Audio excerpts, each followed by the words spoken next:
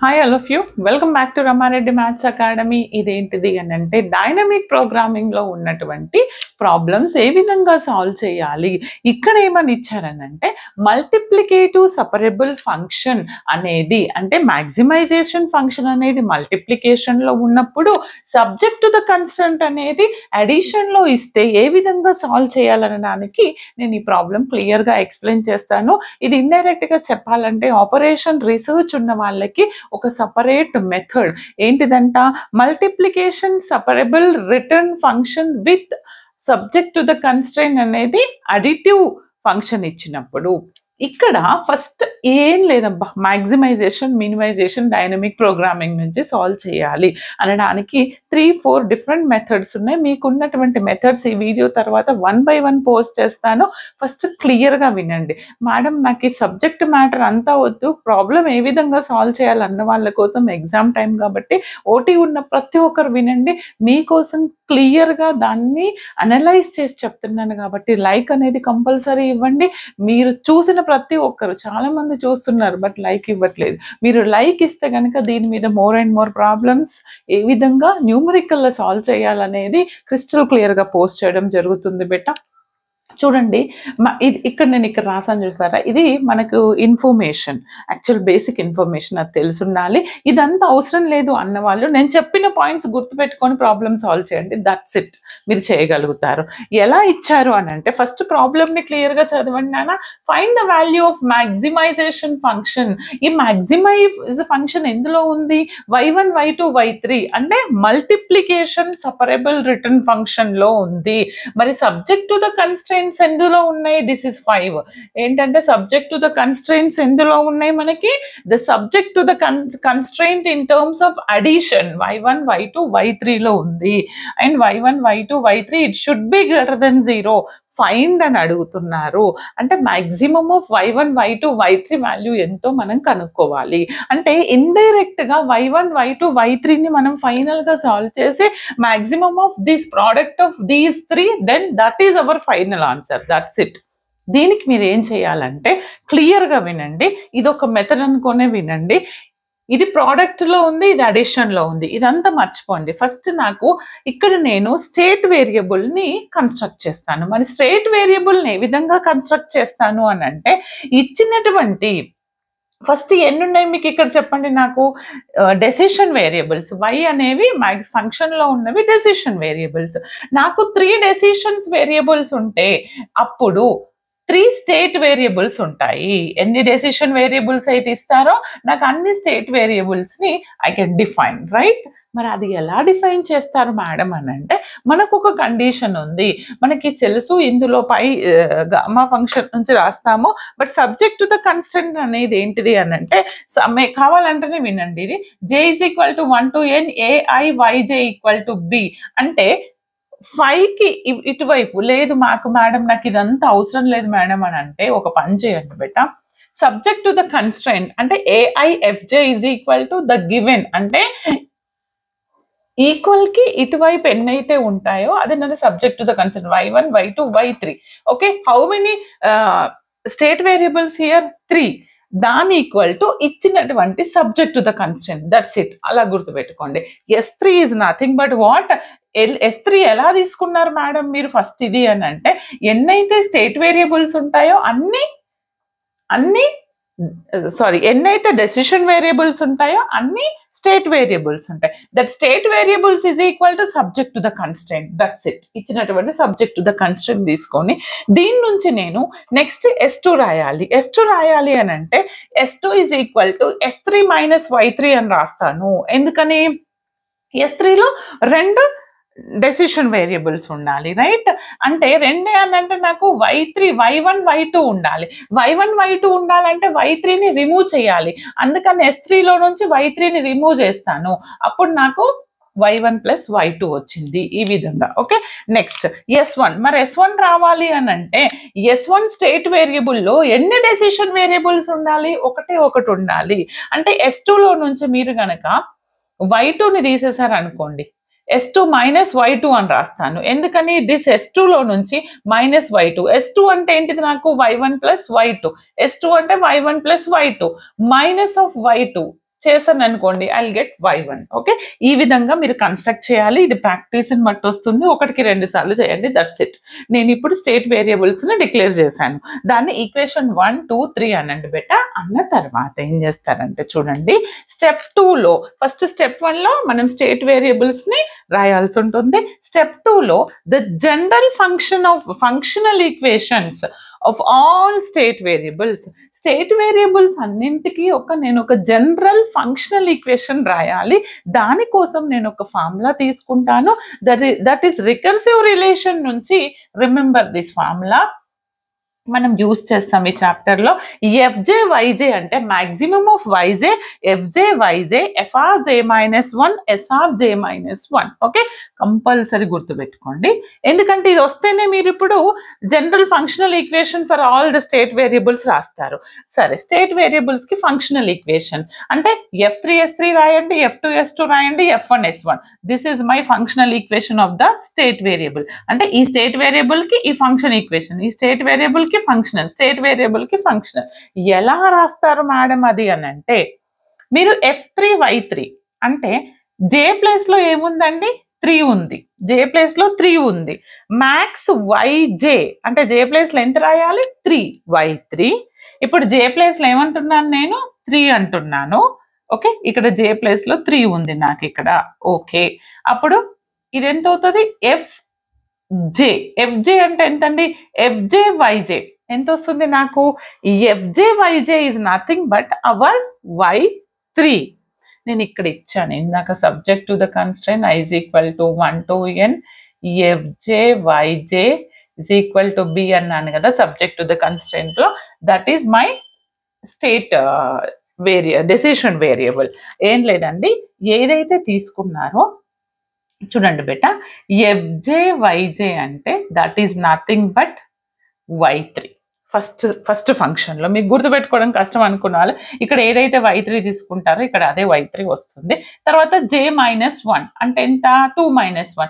Madam FJYJ ఇది ఎలా చెప్పారు మీరు అని అంటే, నేను ఇందాక ఆల్రెడీ ప్రాబ్లం ఏదైతే మీరు గుర్తుపెట్టుకోవాలి అక్కడ రాశాను కదా, summation of AJYJ is equal to B అని, దాని నుంచి రాశాను. అలా కాదు మేడం, ఫంక్షనల్ ఈక్వేషన్ రాసినప్పుడు మాక్సిమం ఆఫ్ మీరు దేనికైతే 3కి రాస్తే Y3 వస్తుంది, ఫస్ట్ Y3 వస్తుంది, అలా గుర్తుపెట్టుకోండి. ఇక్కడ నుంచి మనం సాల్వ్ చేద్దాం. FJ-1 అంటే ఏంటిది, 3-1 F2, 3-1 S2 అవుతుంది. సేమ్ లైక్ S2కి ఫంక్షనల్ ఈక్వేషన్ రాస్తే ఇది Y2 వస్తుంది.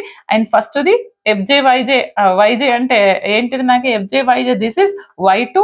తర్వాత 2-1 అంటే F1 వస్తుంది, 2-1 S1 వస్తుంది. ఇక్కడ నేను దీన్ని ఏం చేంజ్ చేయలేను, యాజ్ ఇట్ ఈజ్ ఉంటాను. బట్ మనకు ఒకటి తెలుసు, F2S2 అంటే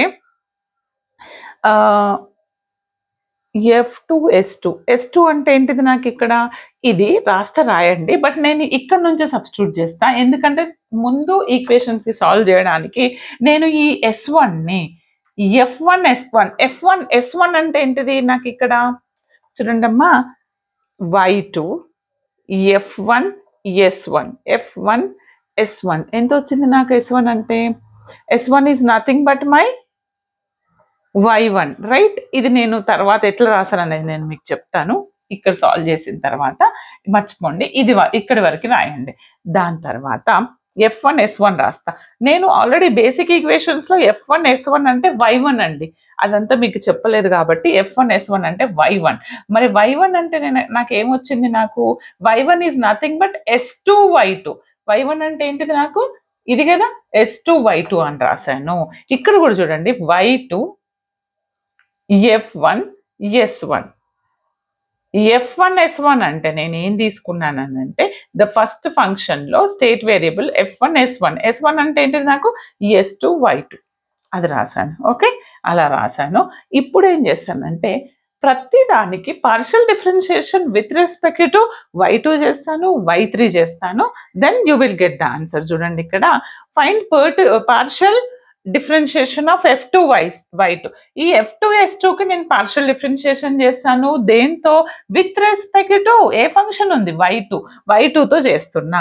అంటే F2S2 ఈజ్ ఈక్వల్ టు ఎంత వస్తుంది నాకు, ఇవి రెండు కదా, దీనికి పార్షియల్ డిఫరెన్షియేషన్ చేస్తా, ∂by∂y2. Do by do y2 తోని. Okay, do f2 by do s2 అవుతుంది. ఇది ఎంత వస్తుంది?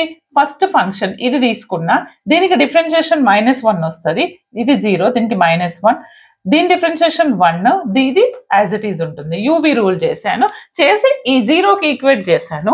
దీన్ని 0కి ఈక్వేట్ చేస్తే -y2 plus this minus equal to 0. From here నాకు y2 వాల్యూ వచ్చింది. 2y2 equal to s2, minus minus cancel, y2 is equal to s2/2 వచ్చింది. దాని ఈక్వేషన్ 4 అనండి. ఇక్కడ 1 2 3 అన్నాను కదా. ఇప్పుడు యూజింగ్ దిస్ 4, ఈ 4ని ఏం చేస్తాను? ఇన్ f2 s2 4ని వచ్చినటువంటి y2ని ఎక్కడ సబ్స్టిట్యూట్ చేయాలి? మనం ఏదైతే పార్షియల్ డిఫరెన్షియేషన్ చేసాం ఇది కదా f2 s2, అందులో సబ్స్టిట్యూట్ చేద్దాము. అందులో సబ్స్టిట్యూట్ చేస్తే మ్యాక్స్ ఆఫ్ y2 ఏంటంటే మనకి y2, దీన్ని నేను ఏమని రాయొచ్చు? s2 f1 s1 ఏమని రాశాను?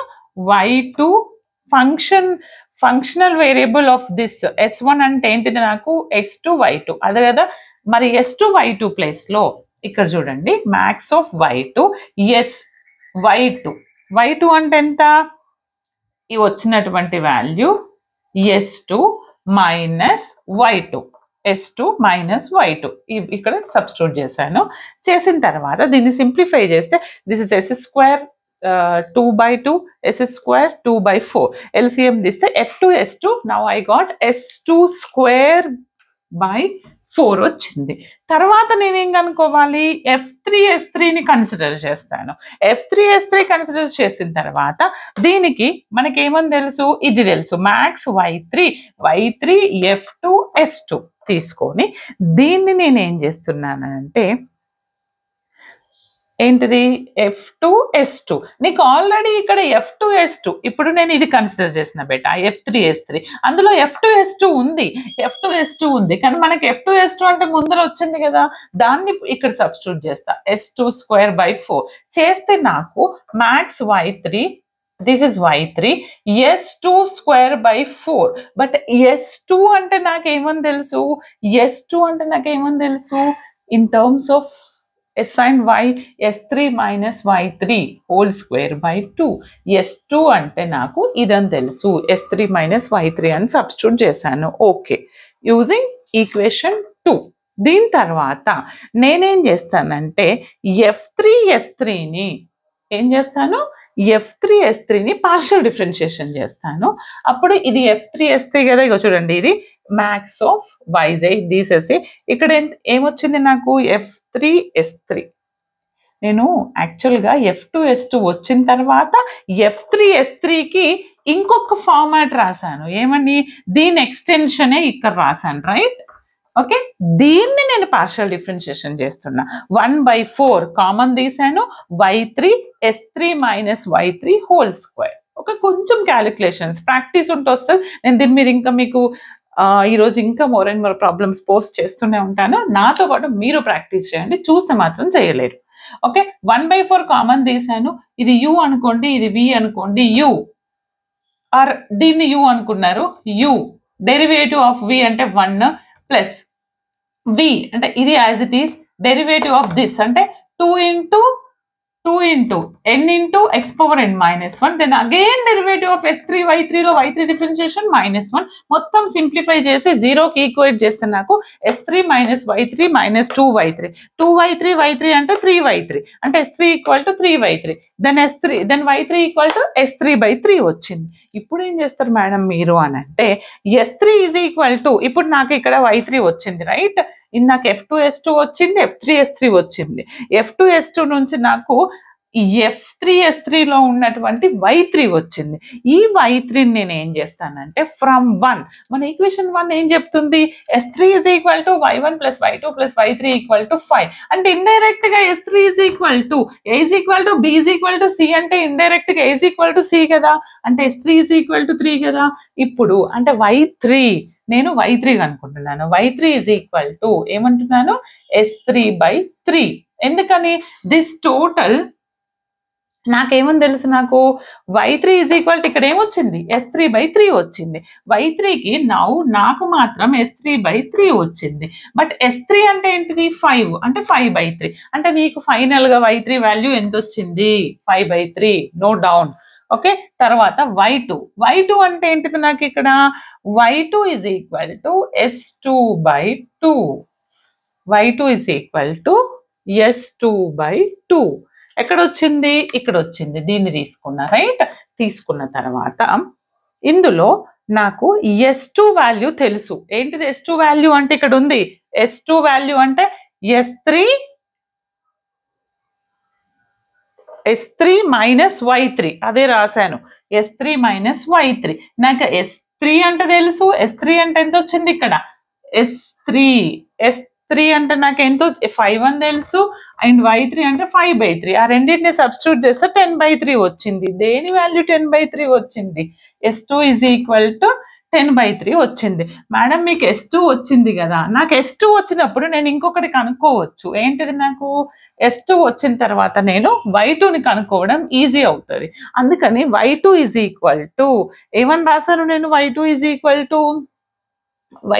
Equal to from 2. చూడండి, y2 ఫ్రమ్ 2, యాక్చువల్గా y2 is equal to s2/2. అంటే y2 is equal to s2/2 వచ్చింది. ఎక్కడి నుంచి వచ్చింది, ఇక్కడ వచ్చింది కదా. ఇందులో s2 వాల్యూ సబ్స్టిట్యూట్ చేస్తా. s2 ఎంత వచ్చింది, 10/3/2. 10/3 ఇది పైకి వస్తే 2/1, 5/3 వచ్చింది. దీని నుంచి నాకు y3 వచ్చింది.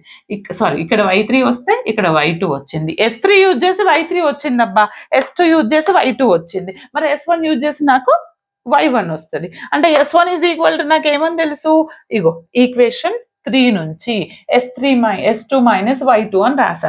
s2 అంటే నీకు ఎంత వచ్చింది, 10/3. మరి y2 అంత ఎంత వచ్చింది, 5/3. సబ్స్టిట్యూట్ చేస్తే y1 ఎంత వచ్చింది, 5/3. నాకు ఫైనల్ గా నేను కనుక్కోవాల్సింది ఏంటి, ఇక్కడ మనకి ఏమని కనుక్కోమన్నారు, max of y1, y2, y3 ఎంత అని అడుగుతున్నారు. మరి మ్యాక్స్ ఆఫ్ y1 ఎంత వచ్చింది నాకు ఇక్కడ 5/3. y1 5/3. అండ్ y2 ఎంత వచ్చింది, y2 is also 5/3. And y3 is also 5/3. ఎందుకు అన్ని సేమే వచ్చినాయి. y1 is equal to y2 is equal to y3. వీటిని product, multiplication of that function అంటున్నాను. అంటే వీటిని ప్రోడక్ట్ చేశాను అనుకోండి, 5 5 25, 25 5 125, 3 3 9, 9 3 27. Maths of 125, 27 is my final answer. Okay, అర్థమైంది కదా. ఈ విధంగా చేయాలి. ఈ ప్రాబ్లం ఒకటికి 2 సార్లు చేయండి. మీ దగ్గర ఇంకేమైనా డిఫరెంట్ ప్రాబ్లం ఉంది ఇదే మెథడ్లో అంటే సాల్వ్ చేయండి. ఈ ప్రాసెస్లో సాల్వ్ చేయండి, మీకు ఆన్సర్ వస్తుంది. నెక్స్ట్ వీడియోలో మళ్ళీ కలుద్దాం. All the very best. Like, share, comment compulsory. And డిస్క్రిప్షన్లో ఓటీ లింక్ ఉంది, చెక్ చేసుకోండి.